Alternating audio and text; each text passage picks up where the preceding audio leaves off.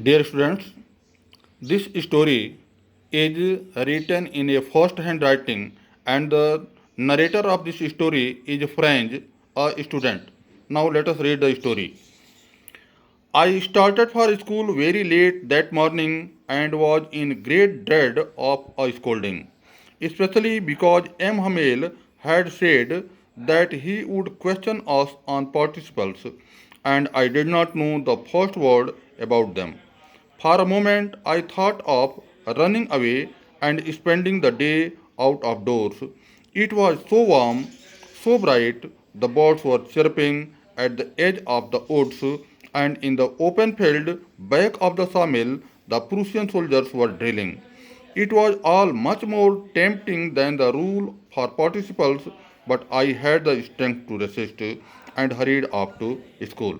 Dear students, in this paragraph, the narrator, French, says that he started for school very late that morning. It was so because his teacher, Mr. M. Hamel, had given him the homework to prepare the lessons on participles, but he had not prepared even the first word of participles. So he was afraid of being scolded or being punished.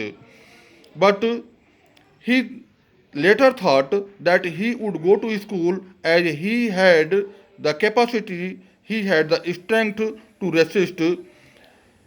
Earlier, he thought that the day was fine, it was a bright day, and he should go to the woods to watch the birds, to go near the creek, and he also thought that to watch the drillings of Prussian soldiers, all these things was more luring, was more tempting than the rules on participles. But later he changed his mind and thought that he would go to school, and so he hurried off.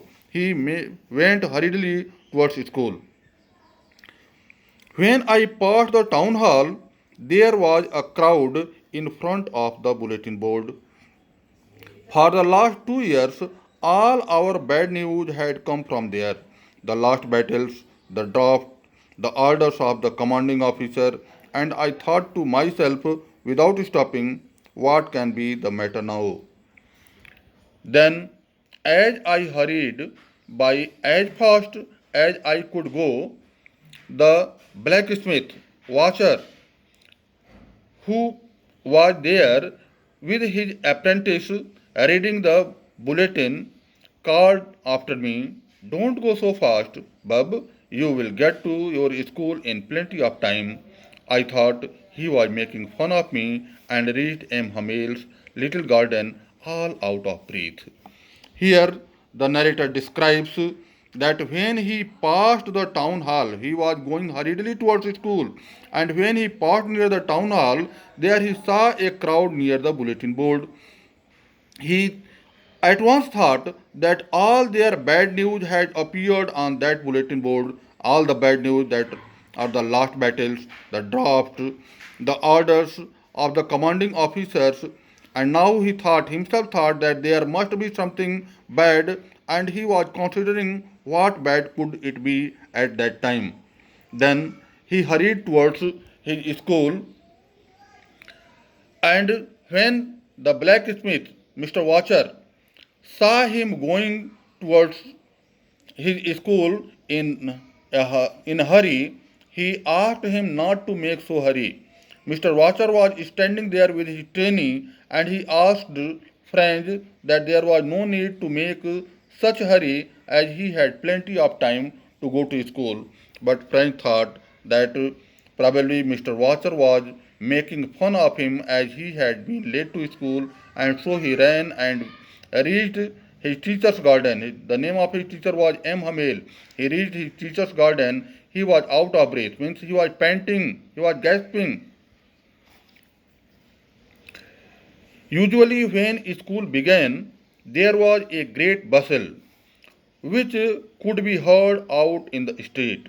The opening and closing of desks, lessons repeated in unison, very loud, with our hands over our ears to understand better, and the teacher's great ruler rapping on the table.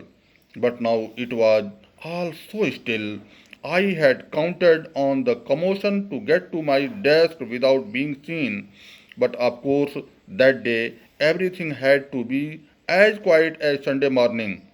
Through the window, I saw my classmates already in their places and M. Hamel walking up and down with a terrible iron ruler under his arm. I had to open the door and go in before everybody. You can imagine how I blushed and how frightened I was. Dear students, here the narrator, French, describes that usually when the school began there was a great bustle. Bustle means a lot of noise being created by people in unison. There was a lot of noise which could be heard out in the street. The noise could be heard in the street, on the road. As the students reached the school, they dragged their benches here and there. So the opening and closing of desks, the lessons they were preparing, the students prepare lessons in unison, and thus it creates a lot of noise, very loud noise, and so one a person puts his hands on his ears to understand better.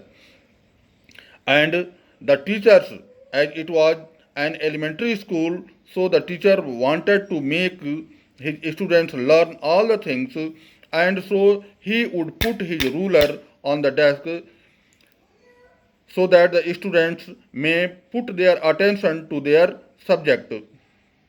The narrator had thought that he would reach to his desk in the commotion. He counted on. Counted on means depended upon the commotion. Commotion means noise that was being created in the school. He depended upon the commotion. He depended upon the noise that he would get in his classroom and go to his desk in the commotion, and nobody would be able to see him, but he was surprised to see that there was no any commotion, there was no noise, and it appeared as quiet as Sunday morning. Yes, friends, as it is known to us that on Sunday the school remains closed, and so there is complete calm. In the same way, that day too there was complete calm, so the narrator could not get the benefit of commotion to reach his seat. Through the windows, he peeped in and saw his classmates. They were already in their places, and M. Hamel was walking up and down. He was moving here and there and watching the class. His terrible ruler, his iron ruler, was in his hands. It was under his arm, and so the narrator was forced to push open the door. He had to push open the door before everybody, and now it can be imagined how ashamed he might feel. His face was blushed, his face was red with shame, and he was frightened. Dear students, remaining in the next video.